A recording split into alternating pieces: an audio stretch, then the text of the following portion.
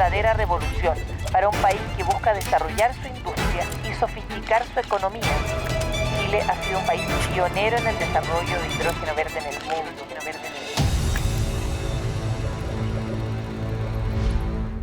El hidrógeno verde es la gran promesa para el desarrollo de Chile en esta década y los años venideros. Ya se están alistando regiones completas para transformar su vocación productiva y Chile sueña con ser un país más industrializado después de años de dependencia directa de los recursos naturales. Sin embargo, ¿es esta una visión realista que transformará al país o es simplemente una fiebre verde? ¿Cuál es el tamaño real que esta industria puede tener en nuestro país de acuerdo al potencial que de hecho ofrecen nuestros vientos, nuestro sol y nuestro territorio? ¿Existen las condiciones técnicas y la infraestructura necesaria? ¿Seremos capaces de llegar a tiempo? ¿Es solo una gran oportunidad de transformación productiva para Magallanes o también una posibilidad de reconversión y un aumento de potencial en el desarrollo del norte de Chile? ¿Cuáles son los proyectos que están más avanzados y tenemos lo que se necesita para realmente impulsar esta industria? Estas son algunas de las preguntas que contestaremos en este especial de Energía de Futuro 360 sobre hidrógeno verde en Chile. Bienvenidos.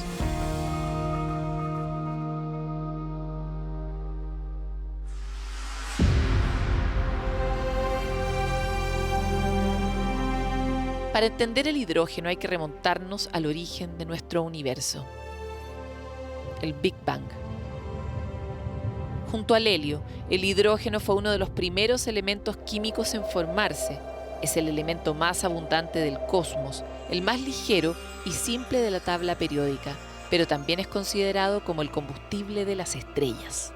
Lo interesante es que este mismo significado es el que ha tomado hoy para la humanidad. El hidrógeno, tiene distintas procedencias. En la naturaleza hay muchas partes o muchos elementos que tienen hidrógeno, pero libre no se encuentra.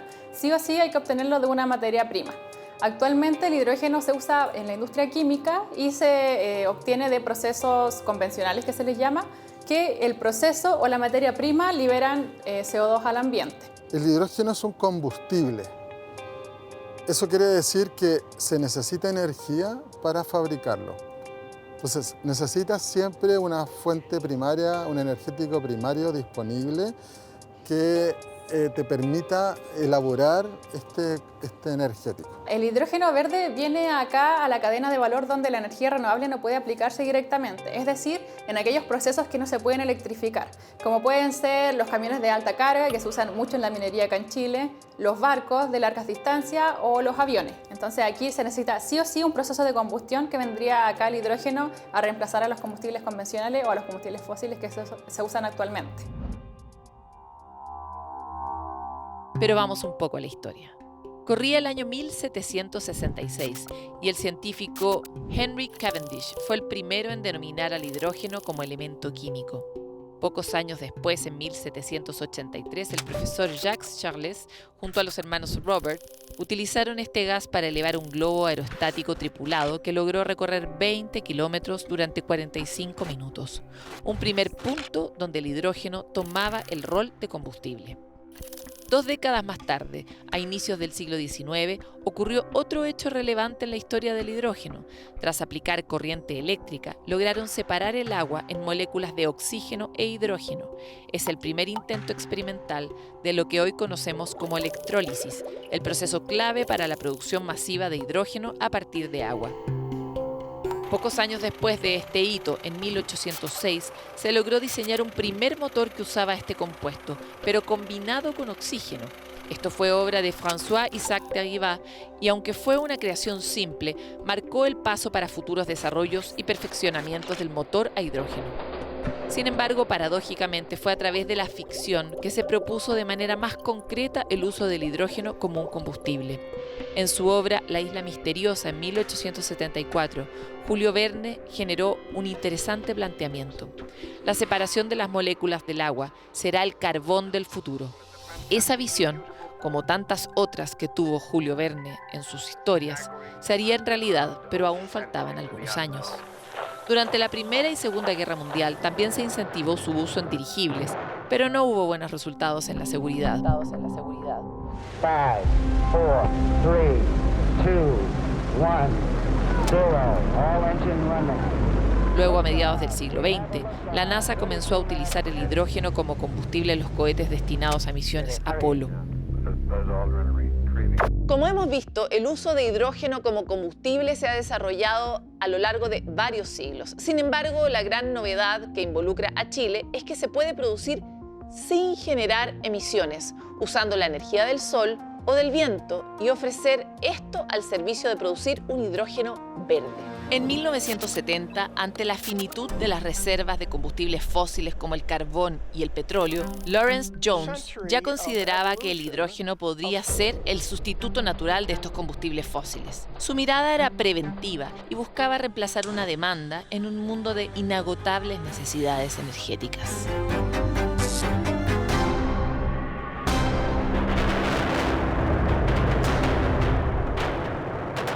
Su propuesta ideal en ese entonces era lograr la electrólisis a través de una energía que aún era incipiente, la energía solar. Sin embargo, al no tener una producción a gran escala, planteó la posibilidad de usar en realidad energía nuclear como sustituto. En la actualidad, sí ha sido posible desarrollar una industria rentable y a gran escala de energía solar, la que junto a la energía eólica nos permite soñar en grande con la producción verde del hidrógeno en Chile. Hoy, la producción de hidrógeno a gran escala utiliza dos técnicas de alta temperatura para extraer la molécula: la pirólisis y la gasificación. Ambas son contaminantes porque su materia prima es el carbón o el gas natural, que como sabemos son combustibles fósiles, por lo que liberan dióxido de carbono a la atmósfera. En cambio, el hidrógeno verde... Y a diferencia de estos procesos convencionales, están los procesos más nuevos, en donde se destaca la electrólisis, en donde por medio de la corriente eléctrica se separa, en este caso la materia prima vendría a ser agua, entonces separaríamos la molécula del agua en el hidrógeno y en el oxígeno. Tal cual. El hidrógeno verde usa energía verde para extraer la molécula y su materia prima es solo agua. Esa es su gran ventaja porque, como vimos, el hidrógeno es muy abundante en el mundo y su producción lleva siglos. De acuerdo a las cifras de la Agencia Internacional de Energía, de las 97 millones de toneladas de hidrógeno que se producen en el mundo, menos del 1% es producida sin generar emisiones.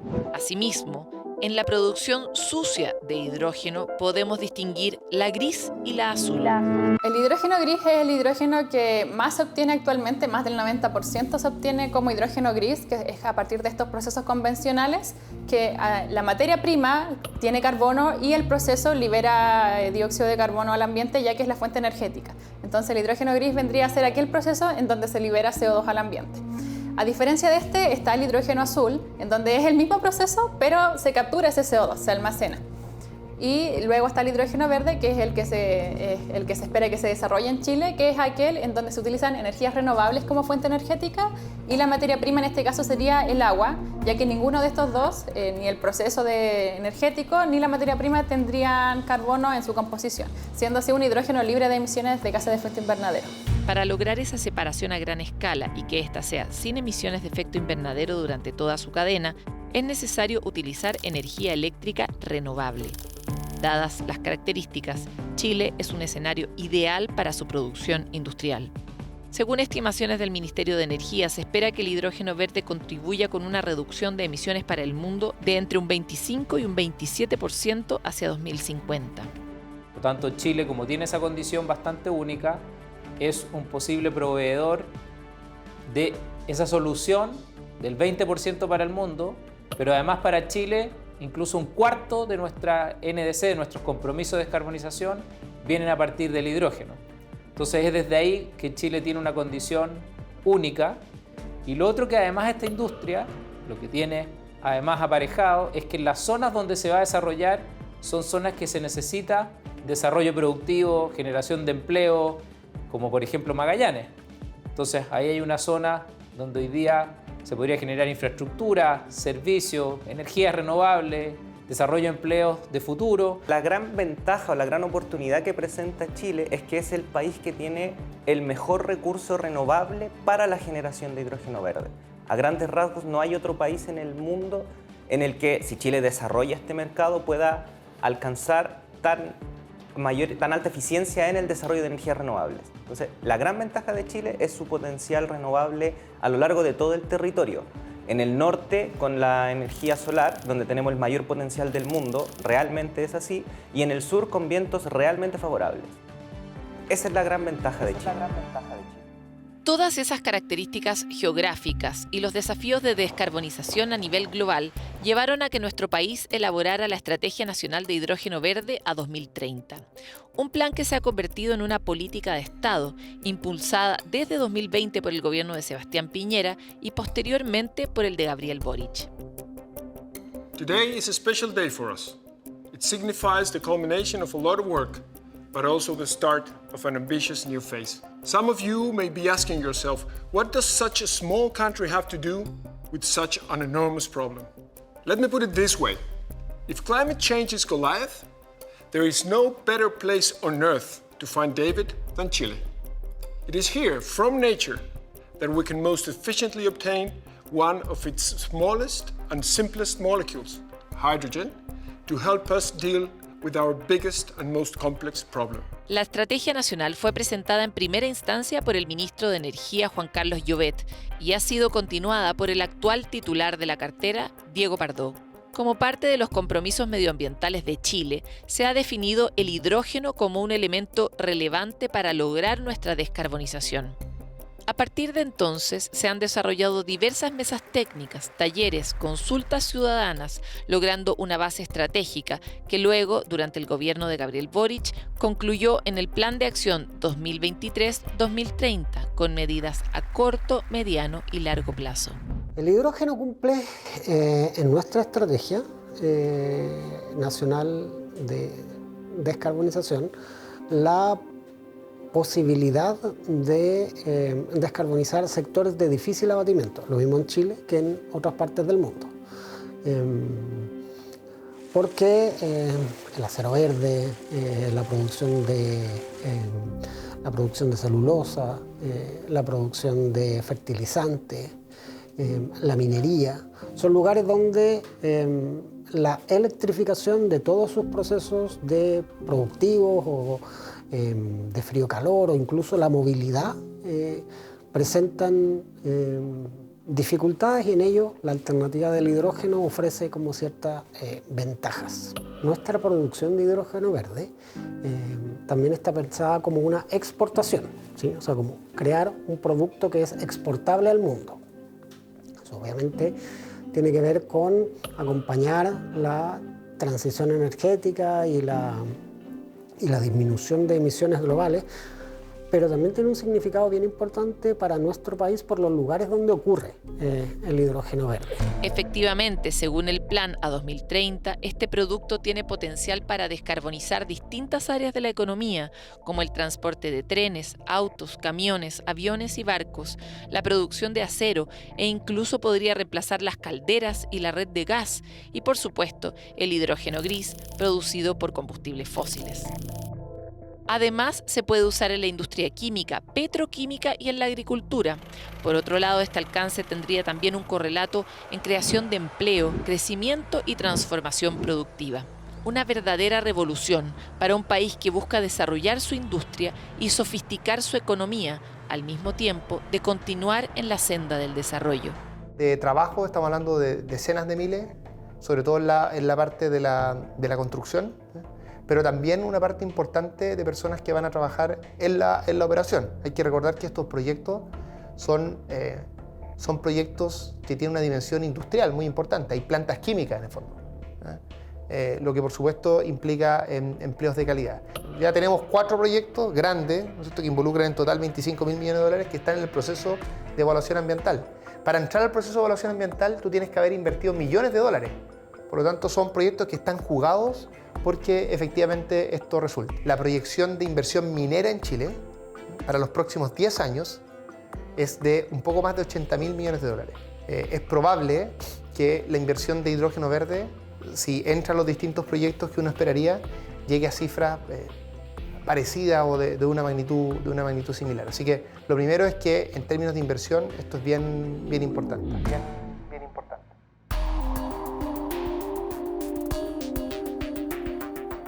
Suena enorme, ¿no? Pues justamente eso es lo que está en veremos e inspira nuestras preguntas. ¿Realmente tiene ese alcance? ¿En qué ámbitos es razonable usar hidrógeno verde?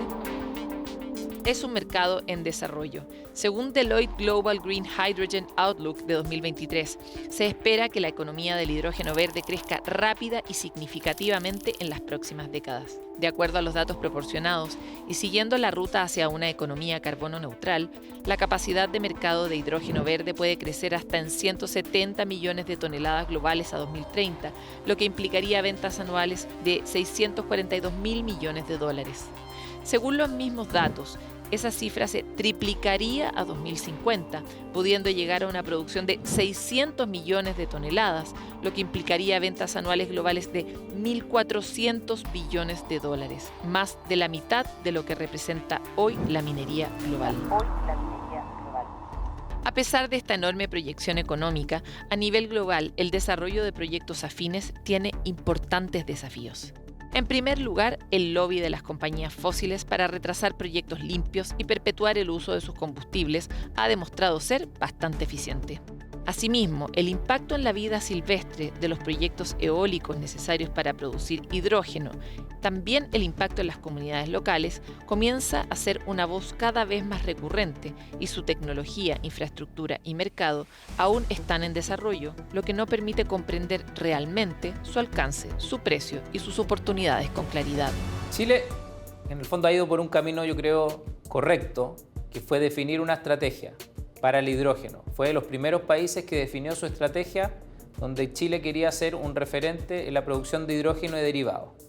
A partir de ahí, el gobierno actual tomó esa estrategia, que se definió durante el gobierno anterior, y dijo, bueno, ahora tenemos que ver cómo implementamos toda esta industria, en términos de infraestructura, regulación, incentivos, y se hizo un trabajo por un año entre todos los actores, yo diría, que fue un trabajo colaborativo entre la industria, la sociedad civil, las ONG, los territorios, los pueblos originarios, las comunidades, en fin. Y hoy día Chile cuenta con ese plan de acción que se le llama el Plan de Acción 2023 al 2030, donde tenemos 81 medidas que tenemos que sobrepasar o avanzar para que esta industria se desarrolle. De acuerdo a la estrategia nacional, el país debe tener una capacidad instalada y en desarrollo de electrólisis de 5 gigawatts y producir 200.000 toneladas de hidrógeno verde al año, levantar inversiones de 5.000 millones de dólares en los próximos 5 años. Para cualquier ciudadano de a pie, toda esta nube de cifras y dimensiones es incomprensible. ¿Pero es sensato pensar en una industria de este porte? ¿Puede Chile lograr esa hazaña? ¿Existen las condiciones habilitantes para que ocurra? ¿Qué impactos tendrá en nuestro país y en los territorios? ¿Dónde se instalará tamaño desarrollo? Para encontrar respuestas en Futuro 360, decidimos ir a los expertos. El plan de Chile es llegar a tener 2 grandes hubs de desarrollo de hidrógeno de aquí al 2030. En el fondo, la planificación debe ser tener un gran punto de creación en el norte y un gran punto de generación en el sur. De hecho, ya hay un par de proyectos que están en evaluación ambiental al respecto. Y la idea de Chile es ser el principal exportador del hidrógeno verde. También hay proyectos a nivel nacional que esperan de aquí al 2030 producir o suplir la demanda interna. Pero en cuanto a magnitudes, bueno, se habla de unos 25 gigawatts de capacidad instalada de aquí al 2030, pero hacia dónde van a ir aún puede quedar un poco en incertidumbre debido a la falta de un mercado concreto todavía. Otros creen que hemos sobredimensionado nuestras posibilidades. Para el caso de Chile, en los próximos años, creo que también hay que recalibrar las expectativas que estaban declaradas en la estrategia nacional, en que se hablaba de 5 gigawatts, por ejemplo, de capacidad instalada. Eso probablemente no va a ocurrir. De hecho, ya podemos decir a estas alturas que no va a ocurrir, lo que también es parte natural del aprendizaje y la instalación de esas nuevas tecnologías. Pero ¿qué va a ocurrir en concreto? Vamos a ver el uso cada vez mayor de aplicaciones de hidrógeno verde en la materia energética local. Vamos a comenzar a ver buses de hidrógeno funcionando, vamos a comenzar a ver flotas de camiones a hidrógeno funcionando más masivamente. Mientras, en la cancha del gobierno, hay atención sobre los plazos y compromisos. Estamos avanzando, pero sí hay que reconocer que la escala de lo que se está realizando, la novedad, yo diría lo todos los desafíos que están abiertos y lo interesante que es para nuestra economía también, implica que aunque vayamos avanzando, no hay que descuidarse. O sea, hay que estar muy encima de esto para que pueda avanzar al ritmo que se requiere. La evaluación es positiva, vamos dentro de plazo en prácticamente todos los indicadores. Se ha avanzado en temas de calendario regulatorio, se ha avanzado la apertura del facility ahora el 28 de marzo. Y se ha avanzado también en reforzar los equipos asociados a la evaluación ambiental y a los sistemas de permiso. O sea, en cada una de los componentes del plan de acción se ha ido avanzando. También, digamos, pronto vamos a estar con la entrega de electrolizadores a los colegios técnicos en la región de Magallanes, que va a permitir empezar a formar técnicos que sepan cómo operar, cómo reparar, cómo enfrentar las emergencias en el caso de una instalación industrial que tenga electrolizadores. La idea es que esto continúe, digamos, el plan de acción tiene distintos horizontes temporales. Luego se proyecta que Chile para 2050 tenga una capacidad de electrólisis construida y en desarrollo que debería ascender a los 25 gigawatts y producir el hidrógeno verde más barato del mundo. Pero justamente acá hay otro de los puntos que genera discusión: el precio. El objetivo declarado es lograr un costo de $1.5 por kilo y exportar $2.500 millones en hidrógeno verde y derivados de este, como los combustibles sintéticos y el amoníaco. Hay un tema general de la industria del hidrógeno verde y es que tiene que ser económicamente viable. Por ejemplo, hoy en día el costo del hidrógeno verde al 2030 tiene que llegar a menos de $1.5 por kilogramo de hidrógeno producido. Y hoy en día debe estar entre, yo creo, 3 a 5. Y el problema es que la competencia, que es ya sea o el hidrógeno gris o los otros combustibles, están alrededor de 2. Es muy probable que ese $1.5 por kilogramo no se alcance en los plazos declarados ahí. De hecho, es más, yo diría, y así también lo entiende la industria, que va a ser muy difícil alcanzar ese rango de costos del hidrógeno. Primero, decir que mientras más bajo el costo del hidrógeno, más atractivo es como sustitución a los combustibles fósiles. Entonces, de ahí la importancia de ir logrando la reducción de ese costo en el tiempo, como es natural en estas tecnologías nuevas, que va bajando en el tiempo. Pero las proyecciones de precio integran muchos factores y por lo tanto tienen otros espacios de incertidumbre. Por ejemplo, el de la demanda. ¿Cuál es una estimación confiable de la demanda? ¿Realmente todas las industrias donde se proyectan sus usos lo van a incorporar? Porque si bien la estrategia partió con ciertas líneas de base sobre el uso que tendría el hidrógeno verde, el escenario aún es demasiado dinámico. Yo creo que desde el punto de vista de precio, lo difícil de estimar es la estructura de costo, cuál va a ser finalmente el costo de producción y a partir de ello, cuáles son los precios que tú puedes ofrecer siendo costo efectivo. Entonces es un tema. Pero tú bien dices, hay otra incertidumbre que tiene que ver con quién te va a demandar y cuál va a ser la disposición de pago de esa demanda. Yo diría que se sabe bastante bien cuáles pueden ser los usos del hidrógeno y sus derivados. Eso existe. En ese caso es parecido con la energía. La pregunta es cómo el hidrógeno y sus derivados va a ser costo efectivo, va a competir con otras opciones. Es allí donde yo diría que existe más incertidumbre y también cuánto el mundo va a estar dispuesto a pagar por esta transición energética. Pero yo diría que para la escala, por lo menos de los primeros proyectos en Chile, y esto es algo que están trabajando ellos de manera muy acelerada, yo diría que ese nivel de incertidumbre no es tan alto. Eso es mi perspectiva. Pero eso no es lo único que definirá, dicen desde el Ejecutivo, la posibilidad de que el hidrógeno verde chileno sea efectivamente el más barato del mundo. Porque si bien tenemos la energía a disposición para lograr esos costos, hay otro factor que integrar en esta ecuación: la tecnología que se utilizará para la producción. Los mencionados electrolizadores, a través de los cuales se separa la molécula desde el agua. Se creyó que la caída de su costo sería mucho más fuerte de lo que ha ocurrido en la práctica. Lo que pasa es que hay una parte que depende de nosotros, que es la parte que tiene que ver con el acceso al recurso, y otra que no tiene que ver mucho de nosotros. A medida que la producción de electrolizadores a nivel mundial alcanza cierta escala, ese pedazo de tecnología empieza a disminuir su valor, que es lo que uno observó en su momento con los paneles fotovoltaicos, lo que se está observando hoy con las baterías, y efectivamente no es lo que se observa todavía con los electrolizadores. Y ahí efectivamente hay una tendencia global que ha ido un poquito más lento de lo que nosotros esperábamos que ocurriera hace 3, 4, 5 años atrás. Y por lo tanto hay que actualizar esos números. Pero nuestra estrategia, de nuevo, nuestra estrategia nacional tiene un espacio formal para hacer eso, con la transparencia y solidez técnica que siempre ha caracterizado nuestros planes.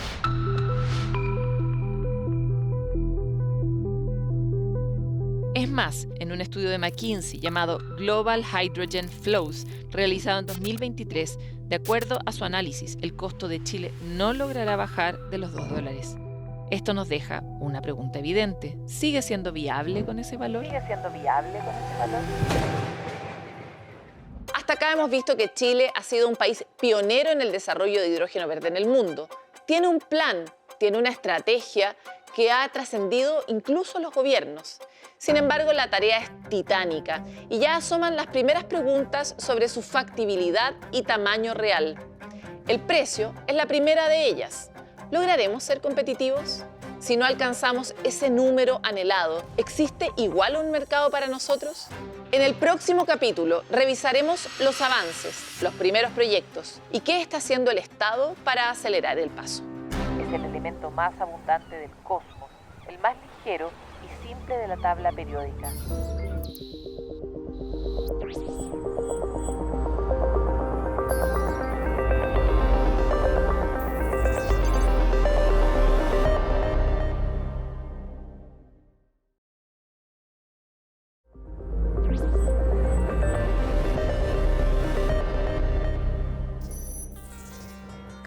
Bueno, y luego de este recorrido que hemos hecho sobre el ABC del hidrógeno verde, un combustible que está cambiando la cara de nuestro país, pero los chilenos y chilenas todavía no comprendemos bien, queremos hacer un foco un poco más, una profundización en el ámbito del impacto que va a tener para las personas en el mundo laboral.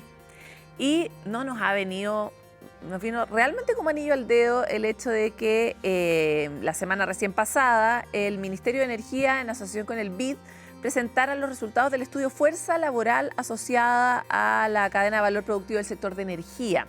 O sea, es un estudio que justamente contesta o avanza en contestar esta pregunta sobre cómo se está transformando el mundo del trabajo en el sector de la energía, que está buscando ser uno de los pioneros a nivel global, no solo en hidrógeno verde, sino también en las otras energías renovables como la eólica o la solar de potencia y tanto más. Entonces, queremos hablar sobre este tema con Alejandra Hidalgo, encargada de Capital Humano del Ministerio de Energía, que fue justamente una de las personas que presentó este estudio. Muchas gracias por estar aquí, Alejandra. Muchas gracias, Paloma, por la invitación. Lo primero que quisiera como despejar, ¿es sensato decir que la energía es el trabajo del futuro? Por supuesto. Y no solamente que es el trabajo del futuro, sino que es aquel componente que permite movilizar a los países. La energía realmente es muy relevante para el desarrollo productivo, para el día a día, para el comercio, la industria, para las tareas diarias que debemos realizar como país para transportarnos. Ya hemos vivido situaciones en las cuales nos vemos afectados y la verdad es que no queremos. Te lo decía en particular porque efectivamente el sector de energía es hoy uno donde, si uno mira la cantidad de proyectos que está siendo evaluados en evaluación ambiental, pero también en los distintos permisos sectoriales, vemos que va a crecer sí o sí, y por lo tanto es sensato decirle, no sé, a un hijo trabaja o estudia algo relacionado con el mundo energético. Por supuesto, mira, justamente el estudio de fuerza laboral establece diferentes escenarios dependiendo de una serie de dimensiones y desde allí, bueno, naturalmente e históricamente las cifras de empleo del sector es cerca de 50.000 personas anualmente, pero esta cifra se estima un crecimiento al año 2035 de más de 30.000 personas en un escenario bajo, donde hay bajo crecimiento económico, baja irrupción de hidrógeno renovable, por ejemplo, u otras condiciones más específicas, y llegando hasta 50.000 trabajadores más a los que ya tenemos actualmente en el sistema, en un escenario de alta irrupción, de alto crecimiento económico, de una cartera de proyectos, como mencionabas, importante, y también de el desarrollo de la incipiente industria de hidrógeno verde. Eso es importante decir, porque efectivamente el estudio elabora escenarios distintos de crecimiento de la industria energética, dado que todavía no tenemos una claridad real de cuál va a ser el tamaño de este mercado, por ejemplo, del hidrógeno verde, ni tampoco cómo se van a ir asentando los proyectos renovables en el futuro, ¿no? Entonces, por eso evalúa distintos escenarios tanto de crecimiento como también de llegada de estos mismos proyectos y concreción de esos proyectos en la industria. Pero aunque el escenario sea pésimo, o sea, aunque sea el más bajo de todos, aún así vamos a tener una alta demanda de nuevos trabajos del mundo energético.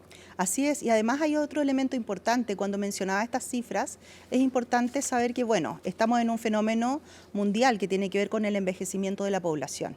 Esta cifra además considera cerca de 13.000 personas que de aquí, mayor desde 55 años, que de aquí al año 2035 van a dejar de estar activas laboralmente. Por lo tanto, es un desafío mucho mayor. Claro, porque hay que renovar a los que hoy día están vigentes, pero que probablemente después ya no van a estar. Y hay que aumentar la cantidad de personas disponibles. Esas son como dos cosas muy concretas.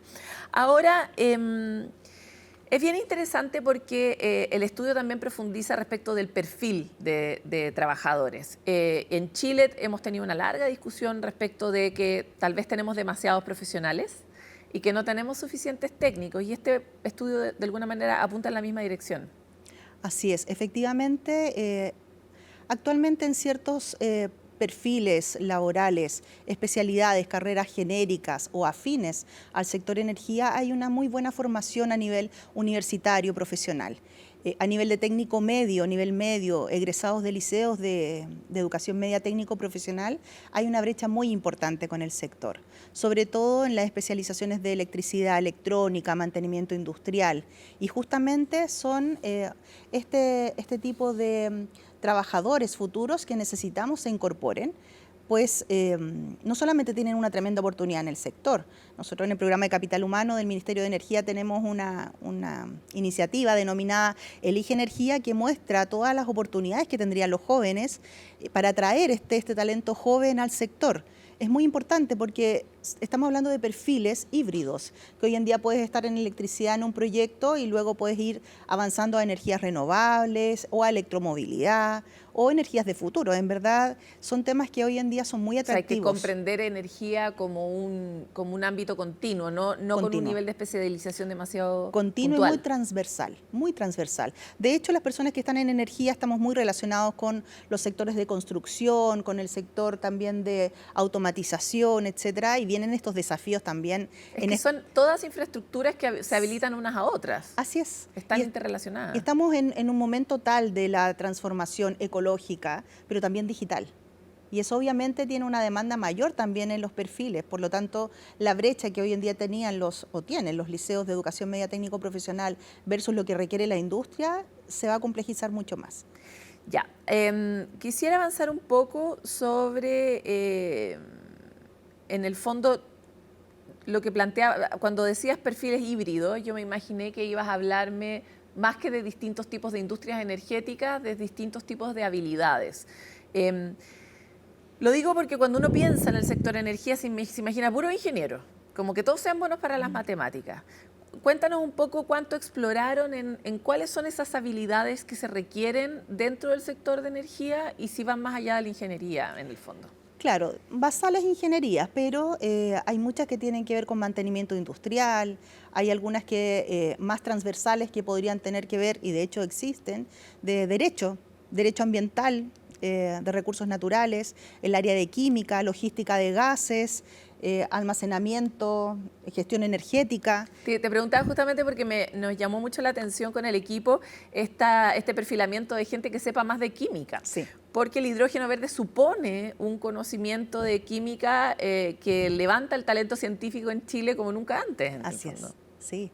No, de todas maneras, el área química va a requerir de alguna manera un desarrollo mucho más avanzado. De todas maneras, la industria de hidrógeno verde está muy asociada a I+D+I. Por lo tanto, en esa línea hay que explorar mayores desarrollos, tanto del punto de vista de la oferta formativa, que vaya profundizando en esa tarea. Nuestro equipo que estuvo presente en el lanzamiento también quedó bien sorprendido con el énfasis que hicieron en las habilidades sociales que se iban a requerir. ¿Cuáles son esas habilidades sociales y por qué el sector de energía podría eventualmente requerirlas? Mira, lo denominado de habilidades sociales o habilidades blandas es un tema que es bastante transversal en distintos sectores. Tú lo vas a encontrar en minería, en construcción, en turismo, etcétera. Tiene que ver con aquellas formas que tenemos las personas de involucrarnos en un ambiente laboral y tener colaboración, trabajo en equipo, planificación, gestión del tiempo, inglés también, súper importante. ¿Y por qué sería eso importante ahora en el marco de la revolución energética en Chile? Porque hoy día tal vez es más importante que en otros momentos. La verdad es que se ha venido documentando hace rato que es importante. Hay varios estudios del Ministerio de Educación, de hecho, que lo levantan de esa manera. El tema es que la pregunta es si es habitual que los espacios educativos se vaya avanzando en esas tareas, si se va avanzando efectivamente en desarrollar esas habilidades o no, o solo nos vamos enfocando en los temas más técnicos. De todas maneras, no, lo digo desde la total alegría, además de que por fin llegó nuestro momento, el de los humanistas, pero sí, efectivamente ya necesitamos gente que haga las dos cosas al mismo tiempo, que pueda estar en un mundo más concreto y también en un mundo de habilidades blandas, porque por lo demás, si no, los proyectos no avanzan, los proyectos se estancan, si la colaboración no ocurre, no se acelera tampoco el desarrollo. Y además la inteligencia artificial no lo va a poder resolver ahora. De hecho. Oye, avancemos un poco hacia los problemas del presente, no del futuro, porque ya las empresas están reportando, de acuerdo al estudio que ustedes tienen, problemas en su productividad, dada la falta de perfiles profesionales. O sea, que el problema de capital humano es hoy algo que nos está separando de mejores niveles de productividad y mayores niveles de desarrollo. Así es, de hecho varias industrias asociadas a electricidad, sobre todo electricidad, generación, transmisión, distribución o comercialización, indican que cerca del 10% no logran cubrir las vacantes necesarias porque no cuentan con los candidatos o candidatas que cuenten con las especializaciones o las competencias técnicas necesarias. Y eso es un tema que lo hemos venido documentando también en diferentes estudios de brecha que hemos impulsado en el sector, para refrigeración y climatización, para electromovilidad, para tecnologías de frío-calor, etcétera. Hay muchos temas ahí que están levantados y es una gran problemática. Ahora también son oportunidades. Me encantaría llevarte hacia el mundo de los problemas y las oportunidades que están teniendo en particular las regiones, porque Chile es un país que sabemos dentro de los países OCDE, de los países de la OCDE, es el país más centralizado y centralista que existe en todos los índices. Y eso empieza a tener un impacto también en niveles de desarrollo y oportunidades. No es algo que tenga que documentar, todo el mundo sabe que es así, que en el centro hay muchas más oportunidades que en las regiones, pero también las brechas son mucho más grandes en regiones en términos del talento disponible para la industria energética. Cuéntanos un poco de eso. Mira, este estudio también profundizó, es bastante desagregado. Tuvimos la oportunidad de acceder a bastantes bases de datos muy interesantes. Porque además el talento energético y las oportunidades energéticas están descentralizadas. Pues sabemos que hoy día los principales polos son el norte y el sur. Exacto, así es. Y bueno, hoy en día tenemos esta disponibilidad de información que nos permite tomar algunas decisiones o que va a insumar al mundo formativo. También hicimos una estimación por macrozona que nos permitió establecer dónde se requerirían más personas o dónde habría un superávit. ¿Y dónde? Hay un superávit en la región del norte, bueno, en la macrozona norte, Arica, Parinacota, Atacama, Antofagasta, pero en particular en ciertos perfiles asociados a electricidad o a energías renovables. Hay otros que están... ¿Y dónde hay déficit? Zona centro y sur, pero depende mucho de los perfiles también. Claro. No es como que se pueda decir en general, no se puede generalizar, pero sí habría que mirar como con más detalle. Lo que pasa es que es súper interesante mirar esos excesos y esa demanda, porque eso inevitablemente también se va a convertir en una demanda para la política pública en términos de desarrollar oferta de servicio, oferta de colegio, que las ciudades sean más acogedoras, o sea, porque si uno quiere llevar talento laboral a un lugar, tiene que dejar que esas ciudades tengan buenas condiciones para vivir. Por supuesto, y también para el mundo formativo. Voy a tener una sede en el norte para esta tarea, para este perfil en particular, abro esta carrera, porque además ahí es donde tenemos el efecto posterior de personas que se forman y que luego no encuentran un lugar. Claro. Bueno, eso que tú acabas de decir es algo que en el mundo de la formación se ha criticado mucho, los mismos usuarios lo criticamos mucho porque muchos niños que cuyas familias se esfuerzan brutalmente para poder tener un mayor nivel de educación y después no encuentran trabajo, no tienen ni siquiera cómo pagar las deudas en las que incurrieron para poder formarse. Y por lo mismo, este estudio y también los planes que se están desarrollando en el sector de energía hablan de la urgencia entre que se comunique el mundo académico, el mundo educativo con el mundo empresarial y corporativo para que la demanda y la oferta estén juntas. ¿Cómo han visto la recepción desde el mundo privado y también el interés desde el Estado de generar una comunicación que por fin sea más efectiva? Sí, mira, hemos visto una buena oportunidad. Desde el año 2018 el Ministerio de Energía empezó a ciudadanizar un poco más la energía, no solamente desde la reglamentación o aquello que tenía que ver con lo técnico, sino que abrir esta temática sabiendo que para la transición es relevante y absolutamente necesario que tengamos personas capacitadas, formadas, certificadas. Totalmente. Entonces desde allí dijimos, bueno, vamos a avanzar. Y que dejemos de importarlas, Por además. supuesto, por supuesto. Porque o sea, hemos traído sí, también mucho, es necesario importar. Pero hemos traído mucho talento súper especializado y súper caro, principalmente de los países del hemisferio norte, para que puedan venir a arreglar paneles. O sea, tenemos algunos mitos ahí de los búlgaros en el norte de Chile, exacto. Eso sigue pasando también en algunos perfiles que hoy en día no tenemos disponibles, como linieros de alta tensión para construcción y mantención. Si hoy en día tenemos que electrificar el país, es necesario porque hay una demanda de electrificación y que no solamente está ocurriendo en Chile, sino que también a nivel de Latinoamérica hay ciertos perfiles que es necesario o los desarrollamos o bueno, vienen desde afuera, ¿no? Pero claro, la política pública sí ha tratado de implementar a través del programa de capital humano esta sinergia entre el mundo público, privado, la academia. Y entonces ahí tenemos una muy buena llegada con los gremios. Existe la mesa de capital humano que opera en 9 regiones del país, todavía no llegamos a todas, pero bueno, avanzando y nos vamos coordinando bastante bien. Ahora, por supuesto que siempre hay desafíos. Me encanta la idea de... O sea, en algún momento pudimos traer talento porque existía talento en otros lugares, pero en el caso del hidrógeno verde es una industria nueva, es una industria que está escribiendo la historia para el planeta desde Chile. Y por lo tanto no podemos traer gente especialista de otros lugares, como que estamos medio obligados a formarlo. Y entonces me encantaría... ¿Cómo les salió el resultado de qué tipo de talentos vamos a necesitar específicamente para esa industria? Porque efectivamente se abre una oportunidad muy grande para muchas personas que probablemente tienen hijos en edad escolar y están escuchando esto y pueden hacer buenas sugerencias a sus niños y niñas para el futuro, en particular para esa industria. Ya hablamos de que perfiles en química. ¿Qué más? Logística de gases, almacenamiento, baterías, procesos de electrólisis, ingenieros, programadores, automatizadores. La verdad es que es bien amplio allí. Ahora, sí se están haciendo varias cosas interesantes respecto a hidrógeno verde. El país ha desarrollado hidrógeno históricamente, la verdad es que eso ocurre. Lo que pasa es que la generación, si hablamos de fotovoltaica o eólica, es la que permite, digamos, aquello que se pueda después implementar con categorización de verde. Pero de allí son algunos perfiles los nuevos. Hay otros que son similares a los que tenemos con un upgrade o un upskill que les permita de alguna manera insertarse adecuadamente. Hay un trabajo realizado con la Cámara Chileno-Alemana, estamos incorporando perfiles nuevos, hay perfiles específicos para producción de planta, electrólisis a nivel piloto y también a nivel industrial, hay apoyo también para formar docentes, tenemos un proyecto a través de la cooperación de la Agencia Española también, que nos permite financiar algunas acciones justamente de la estrategia de hidrógeno verde. Hay algunos casos que ya están ocurriendo en el presente, porque a veces yo creo que lo que nos pasa a nosotros, a las personas como de a pie, escuchando toda esta industria, es que nos parece que es algo distante.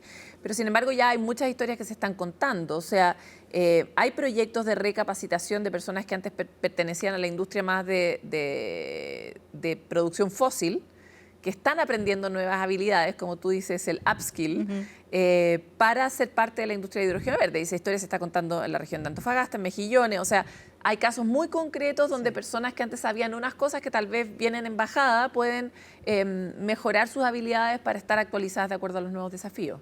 Definitivamente. Y bueno, hay muchas iniciativas que se desarrollan en forma territorial y que no siempre tenemos toda la información. Ahora lo interesante de este estudio es que fue a preguntarles a los gremios, al gremio también de hidrógeno verde, bueno, qué va a necesitar usted en su región. Y en particular se vieron algunos desarrollos que tienen que ver con los perfiles que te mencionaba anteriormente.